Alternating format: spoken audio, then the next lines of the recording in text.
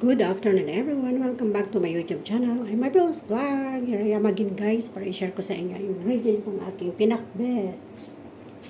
Ito ang ating mga ingredients na slice ko na guys except yung eggplant. Ayun. Last na yun. Mamaya na. Ito ang ating garlic, ginger at saka sibuyas. Ito ang ating minced garlic. Hindi ko nilalagyan lahat yan guys kasi kaya ko siya dinamihan kasi magluluto ako ng ribs na may tausi. Ito yung buto ng pumpkin guys. Blender ko yan.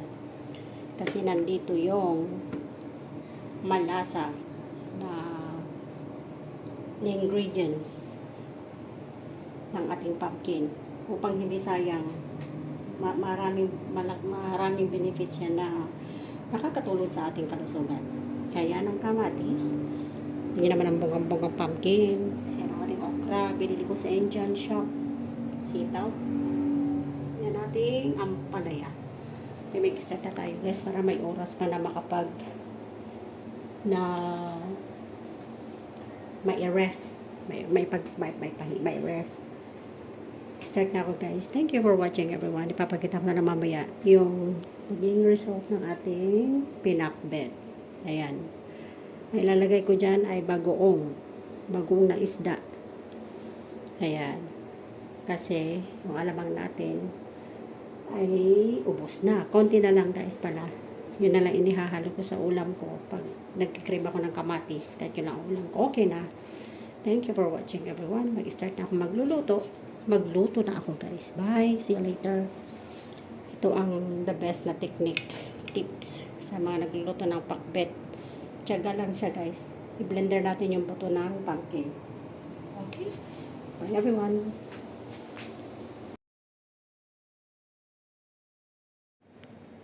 Ayan, flex ko lang ang aking pagkain. Cucumber, sibuyas, avocado, pineapple. Ayan. Naglagay tayo ng asin or salt and balsamic vinegar. May sabaw ng pineapple. Nilagay ko na din dyan guys. Yan ay fresh pineapple.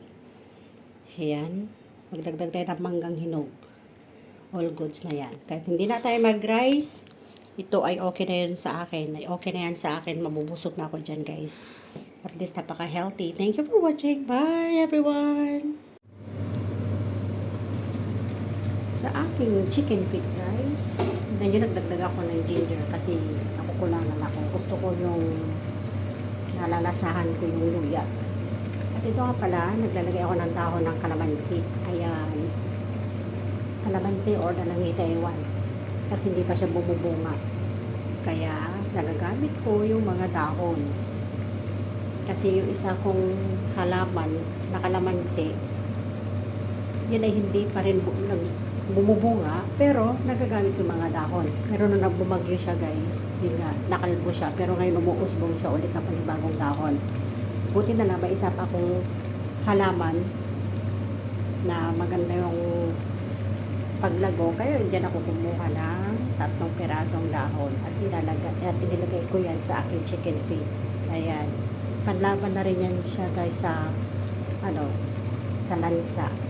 Actually, bago ko naman ito nililisan or hinugasan, nilamas ko muna ito na may asin at saka suka bago ko niluto siya guys. At binabad ko sa mainit na tubig para lumabas yung excess na blood sa chicken feet.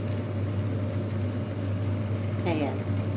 Pero kung minsan yung dugo ng chicken feet, yun din na isa yun sa nagbibigay ng hindi magandang amoy. Ayan. Para mas ma-enjoy kumain ng chicken feet, kailangan malinis. Ayan. Wala na rin yung kuko niyan guys. Sinanggal ko na rin. Kasi, haluin na natin ang ating chicken feet. Ayan. Ano naman. Lagay tayo ng sili. As you can see naman yung siling pula. Konti lang. Kalahati. Kasi hindi na naman ako pwede sa masyadong maanghang. Konting anghang lang okay ako dyan.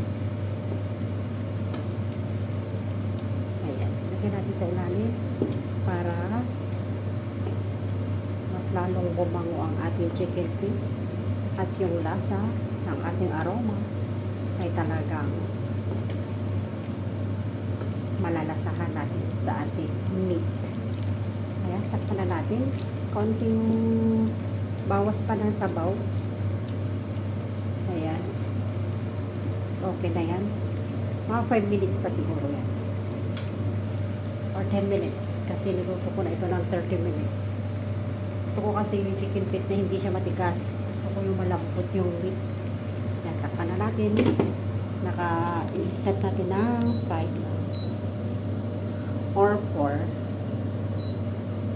10 minutes 5 minutes 7 minutes okay, luhit 7 minutes pa